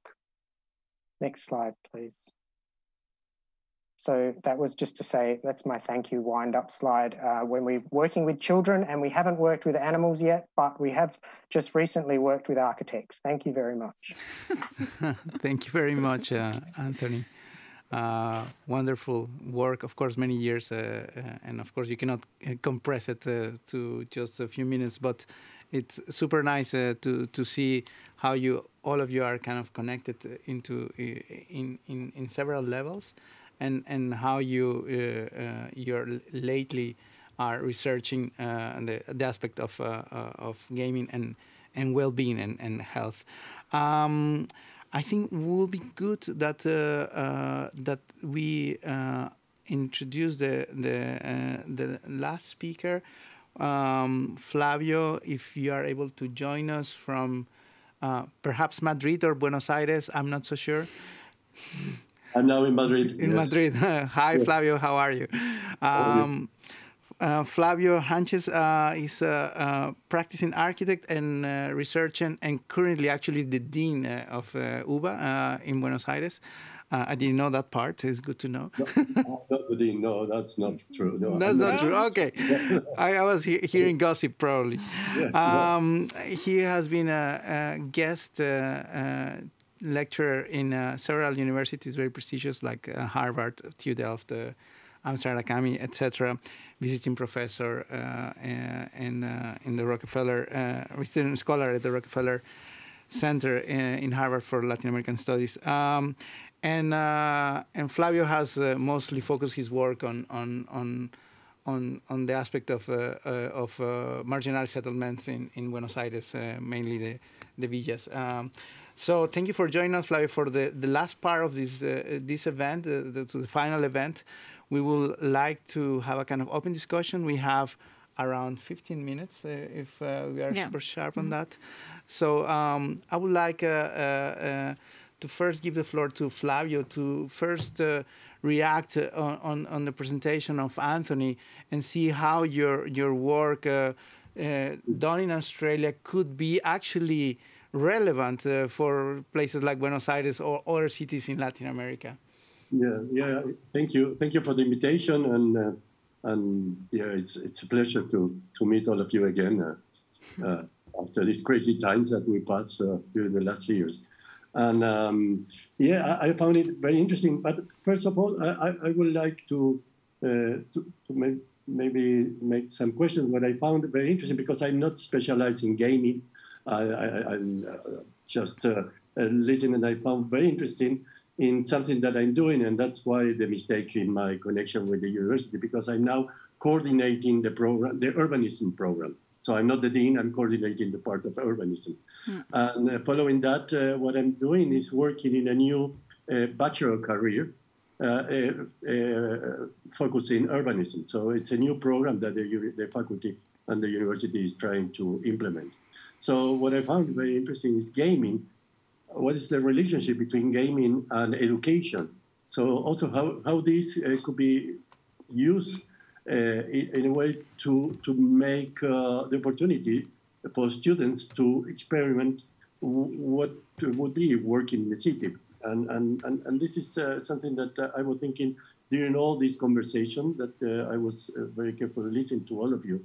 And I found it very interesting, because the uncertain condition that we learned for the last conflicts, COVID issues that are transforming many of our cities, mainly in the global south, that is, it's maybe they are not very well prepared to face this condition. I think how we can create, how we can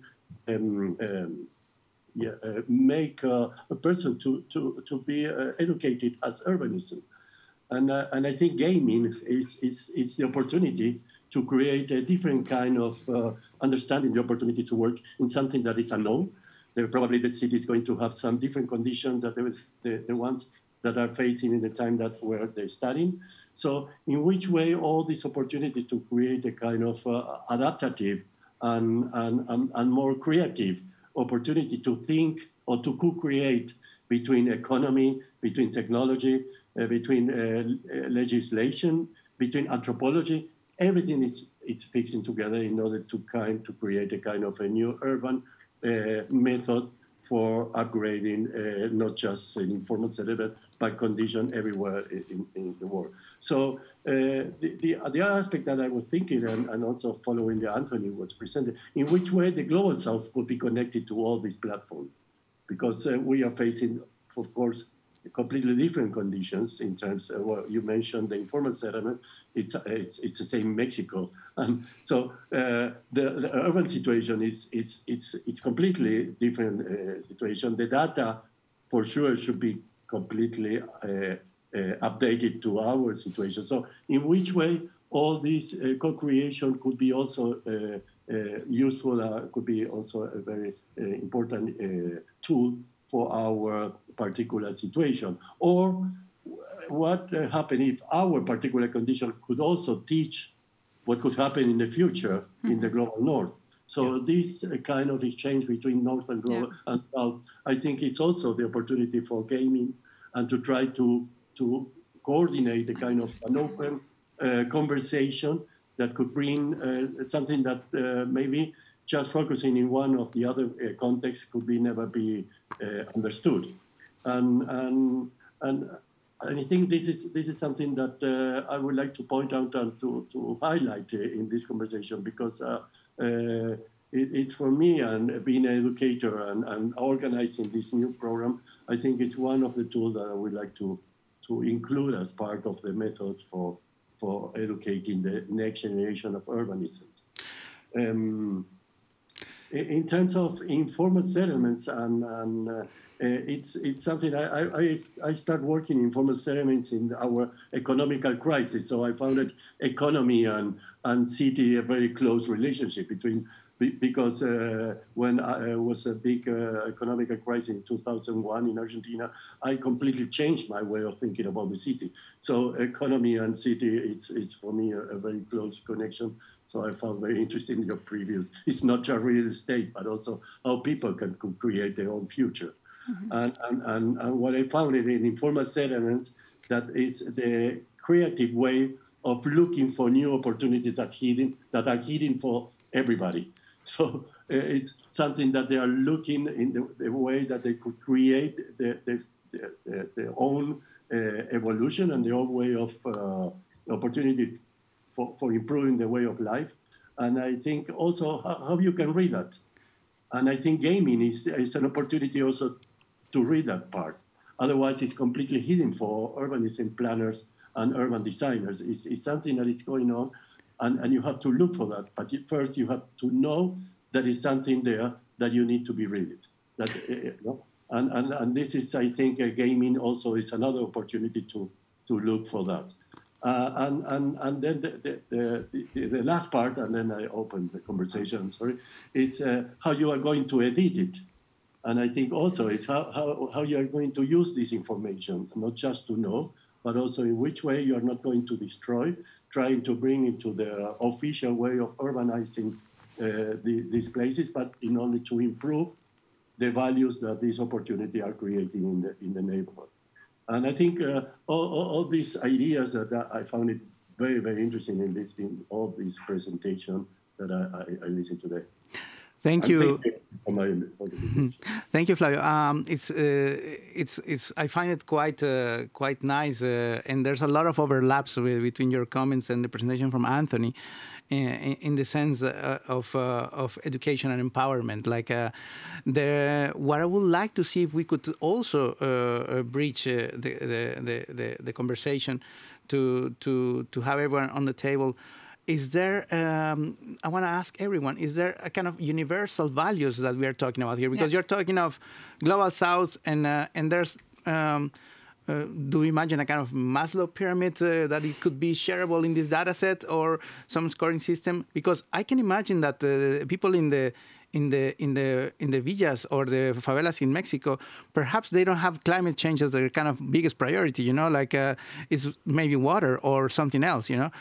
So how can we actually bridge these kind of gaps or kind of have this, because what Ekim is proposing is to have a kind of common data set or almost a kind of Esperanto language of gaming, but the priorities, can they be the same? That's maybe a question quickly, to... Yeah, please go ahead. I mean, I think maybe that would be an invitation to Flavio directly. I mean, in the Pacassos-Weiger website, you will see the link to the data set. It's an Excel sheet. You can download it. And I think maybe that would be like the first exercise the students can do to say, like, okay, if we are looking at housing layer or public space layer or, I don't know, health layer, if Anthony is going to share his data, to see which ones are, just to begin with, relevant for our context and which ones are missing. And I think in that sense, I mean, to be proud is really good. Something like this is, you know, but we also have to be very moderate. But also, I think to use this as infrastructure to be able to communicate, you know, like, hey, I mean, this is what we think, or what the priorities are in Amsterdam and from where we are talking, but see how do they overlap? Do they overlap? And when you look at the data, like which ones the designers from Buenos Aires will reuse from our data set and which ones they will add. And maybe from what they will add, maybe we can actually also learn, or we can implement, or we can see what is missing or what can be changed. So in that sense, I think, well,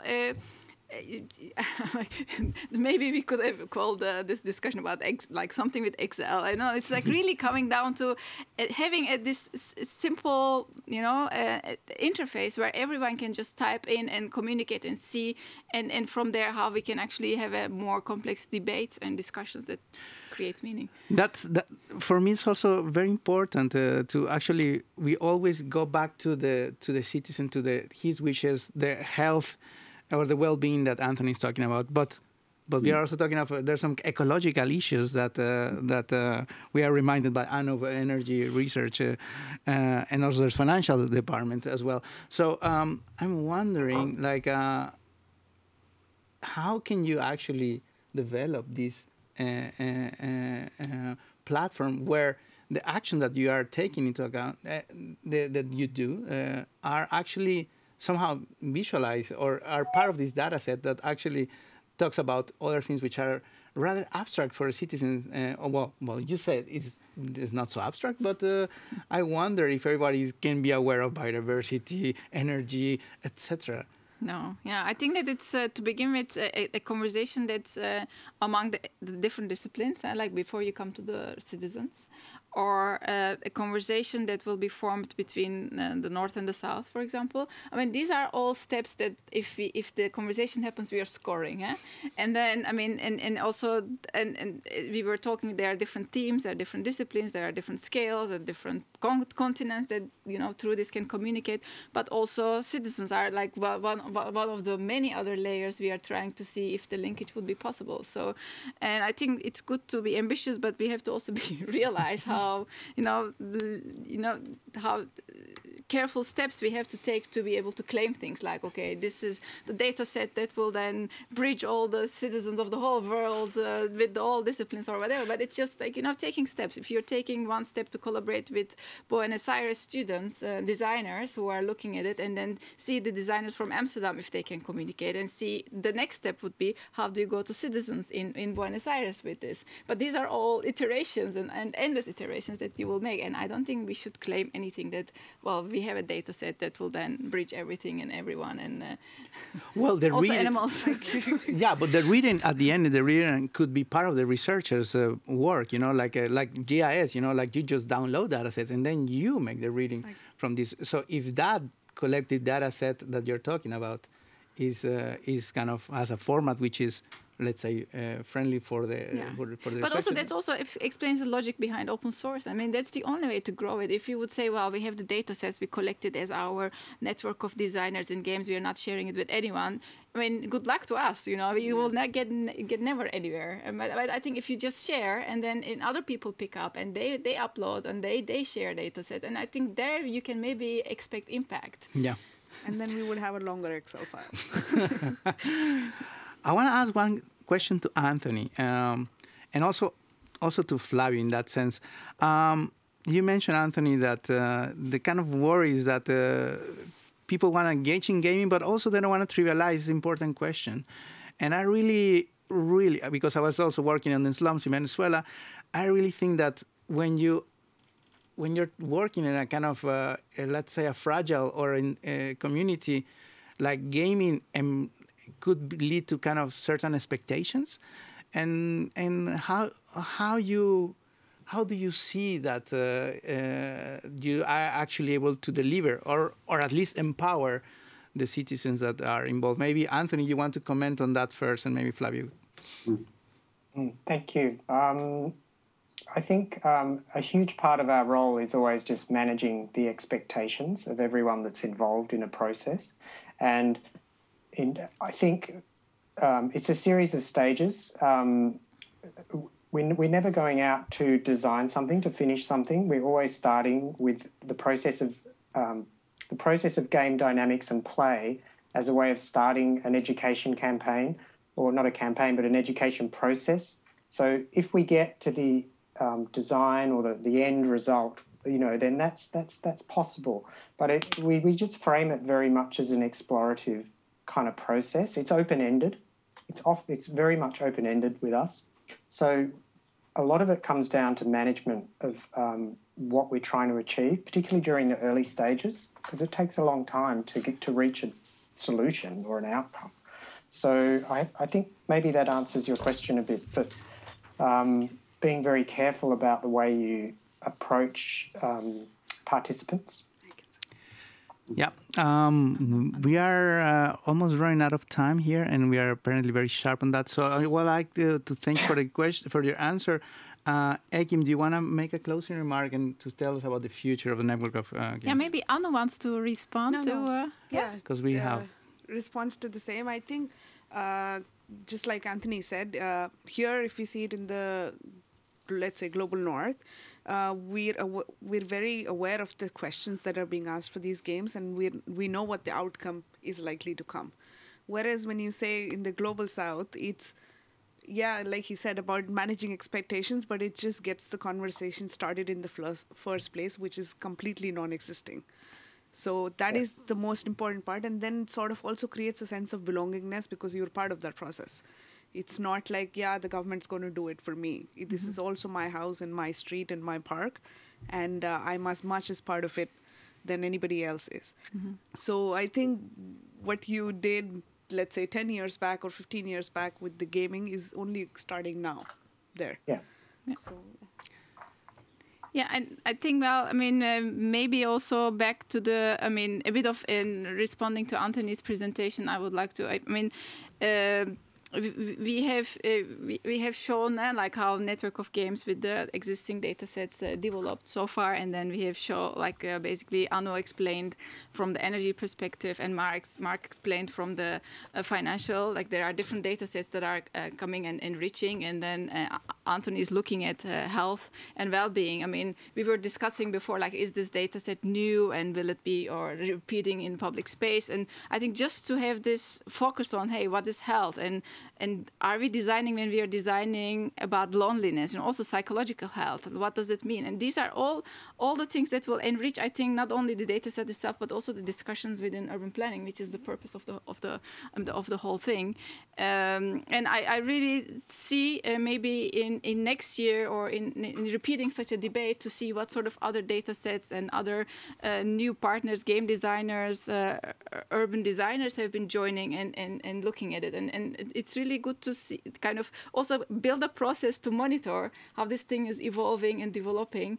And I think we were looking at, shall we look at private investors to make it like expensive commercial tools that we will sell to the cities all over the world, or is it going to be a data set we are going to opening up and then other designers and game developers can use it? I think we choose for the obviously for the second one, and I think that's also not let's say closing our business opportunities. And I think that it's also for everyone. It's opening up the whole discipline, like a small discipline developing itself, and also giving more space into the institutionalizing that Ben was talking about, how to actually make this more official part of urban planning processes. So I think that's what we want to see. Maybe another debate in a year. Another debate. Thank you, Ekin, for these closing remarks. I believe we run a little bit out of time, but I want to thank all the speakers today for joining us in this last event on the Network of Games, initiated by Ekin Tan. I want to also remind you that if you guys want to share or see it again, these presentations, you can look at it in the YouTube channel of Backhouse, and you can share with other people. Thank you, everyone, and we'll see each other next year. Yes, thank you. Bye-bye.